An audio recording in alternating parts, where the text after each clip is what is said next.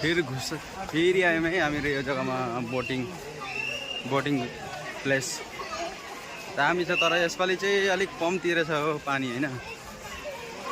Boating place अलिक कम्ती रहेछ पानी चाहिँ अझ यस्तो हेर्न सक्नुहुन्छ तपाईँहरूले यहाँनिर। आज हामीहरू बानरकाटा रोड घुम्न आएको थियौँ। यस्तो छ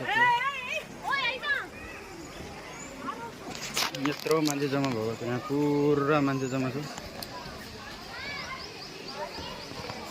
बोटिङ प्लेस पुरा बोटिङ प्लेस हो।